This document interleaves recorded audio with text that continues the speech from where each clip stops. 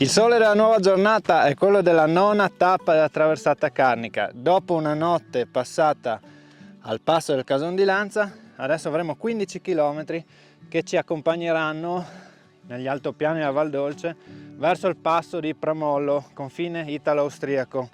Sarà una tappa questa veramente pregna di cose interessanti, soprattutto di storia, di storie antiche e meno antiche, di personaggi famosi, di alpinisti, addirittura di miti come quello di Attila, dove passeremo nella grotta di Attila tra un po', un luogo veramente incredibile, ma lo scoprirete assieme a noi.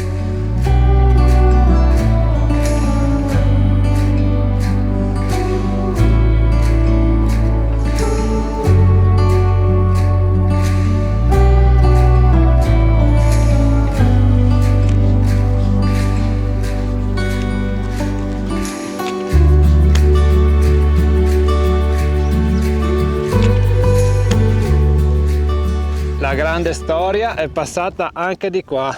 Narrano le cronache che nel 1478, proprio dalla valle che scende dal passo del Cason di Lanza, provarono a salire i turchi che furono bloccati dai Veneti, della Repubblica di Venezia, e dai friulani, che combattono aspramente proprio anche nella zona di Val Dolce.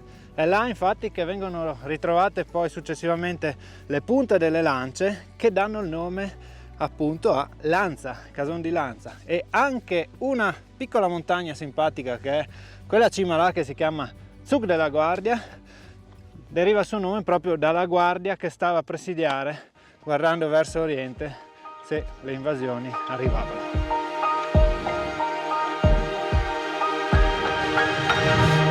Searching in the morning light, all of life just seems to pass us by. Try to catch it in the corner of our eyes. Non potete capire la bellezza di questa zona. Io ve la faccio vedere, ma bisogna assolutamente venirci di persona. I campi delle cotonacee, degli eriofori, oggi sono fioriti e ondeggiano nella brezza della montagna. We just need a little more time. We just need a little more time here. We just need a little more time. We just need a little more time. E quando l'acqua incontra una roccia carbonatica, di solito succede qualcosa di estremamente suggestivo. Si chiama karsismo, e in questa zona, vedete, siamo all'interno di un anfiteatro che è una torbiera da cui percola un ruscello che si trova sbarrato la strada verso valle e inizia ad erodere queste rocce molto carsificabili, sono dei calcari. Questo è l'ingresso della famosa grotta di Attila, un luogo che è entrato nel mito. Si narra, dice la leggenda, che qua Attila, condottiero degli Unni, durante il rientro dai saccheggi nei paesi del Friuli, nasconde all'interno il suo tesoro. Ci sono stato tante volte, io il tesoro ancora non l'ho trovato. Proviamo ad addentrarci all'interno della grotta di Attila. Per qualche metro, senza attrezzatura specifica, si può tranquillamente curiosare in cerca del tesoro di Attila. Magari siete più fortunati di me. Direi che una trentina di metri si può entrare, poi anche con la luce del telefono ci si fa strada all'interno di queste rocce. Oltre serve attrezzatura specifica da speleologia.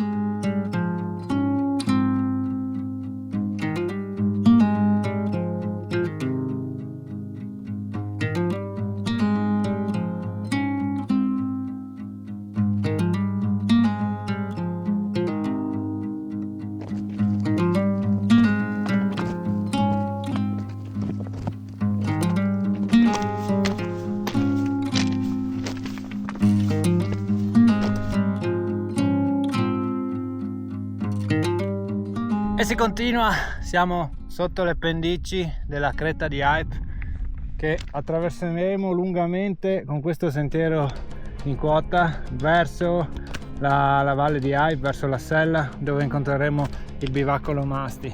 Siamo partiti esattamente laggiù.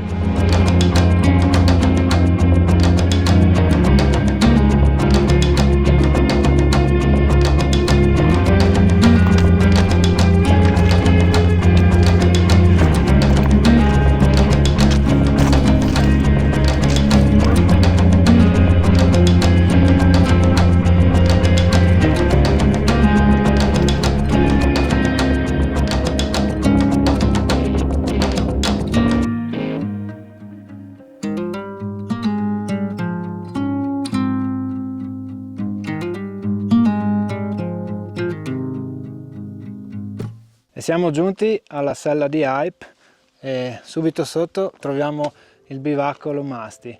È vero, in questa zona l'escursionista trova fioriture incredibili, trova i panorami che si aprono su pareti inaccesse, però l'alpinista vede appunto in queste pareti un parco giochi dove disegnare con la fantasia le sue linee. Ernesto Lomasti è stato uno dei più forti alpinisti friulani, era di Pontebba ed è prematuramente scomparso sulle pareti in Valle d'Aosta. Di lui ce ne parla e ci dà un ricordo Roberto Mazzilis, che ha avuto la fortuna di arrampicarci assieme. Qui siamo nella palestra di roccia Celso Craighero, a Illeggio di Tolmezzo, e in questa palestra ho avuto il privilegio di conoscere nel 1978 Ernesto Lomasti. Buongiorno, io sono Roberto Mazzilis, faccio parte del Club Alpino Accademico Italiano. Proprio in questa palestra di roccia ho avuto l'occasione di incontrare per la prima volta Ernesto Lomasti. Ci siamo osservati un po' reciprocamente e abbiamo deciso che era il caso di fare cordata assieme proprio, no? Avevamo lo stesso modo di scalare, lo stesso stile, gli stessi ideali. Andare in montagna rispettando le etiche che Ernesto aveva, che erano quelle di confrontarsi con la montagna prima ancora che ricercare un gesto puramente sportivo. E adesso vorrei parlarvi un momentino di chi era Ernesto Lomasti, e molti non lo conoscono, ma è stato uno dei più grandi personaggi alpinistici di cui ci possiamo vantare, no? Ernesto è nato a Pontebba nel 59. Quando Ernesto Lomasti ha iniziato a arrampicare si usavano gli scarponi al posto delle scarpette di arrampicata di oggi, ma non per questo è stato impedito di raggiungere livelli grandissimi, e io ritengo che sia stato il primo alpinista friulano a scalare in montagna il famigerato 7° grado. Ernesto ha avuto occasione di sperimentare le sue capacità nelle montagne del Pontebbano in particolare, dove la traversata carnica attraversa alcuni dei luoghi suoi prediletti. Il bivacco Lomasti, che è situato vicino al cavallo di Pontebba, e in questa zona del cavallo di Pontebba specialmente Ernesto ha aperto vie di arrampicata su roccia che sono tra le più belle e difficili di tutta la regione. Tra i promotori per la costruzione di questo bivacco c'è stato proprio a suo tempo Ernesto Lomasti. Un anno dopo questa iniziativa, questo progetto, Ernesto ha avuto un incidente di roccia in Val d'Aosta ed è morto, e la sezione del CAI di Pontebba ha deciso di costruire il bivacco appunto che aveva proposto anche Ernesto e dedicarlo proprio a lui. È a testimonianza, a ricordo di quello che è stato uno dei più grandi alpinisti friulani di tutti i tempi.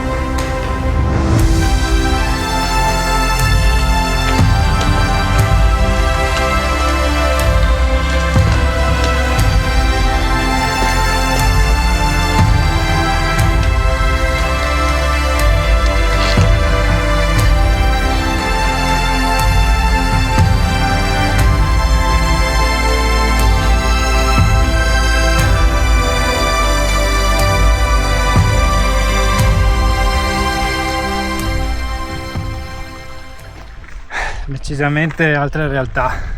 Mi ho fatto giorni senza trovare nessuno, abbiamo trovato tutte le persone qui.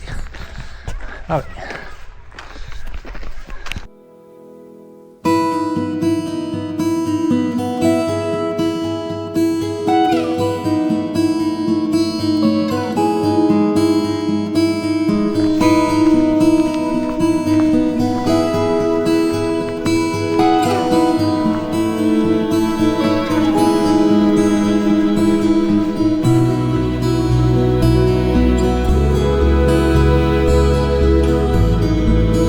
Lasciato il comprensorio di Pramollo, siamo scesi dalle Madrizze proprio verso il vallone del Winkel con l'omonima baita che accoglie il viandante ormai a 2 passi proprio dal passo di Pramollo, che è la fine di questa tappa.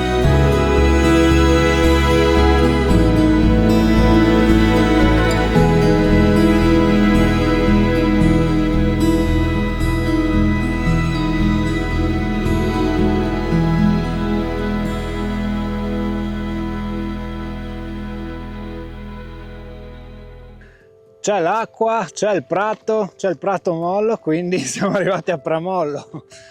Fine di questa tappa, un percorso questo dal Cason di Lanza che alterna tratti estremamente solitari a tratti di montagna invece antropizzata, ognuno il suo parere e il suo gusto. Fatto sta che qua a Pramollo siamo proprio sul confine e ci sono molte attività alberghiere dove scegliere di terminare questa tappa e riposare, perché oggi è stata un po' duretta, ma domani si continua e sarà per la 10ª tappa.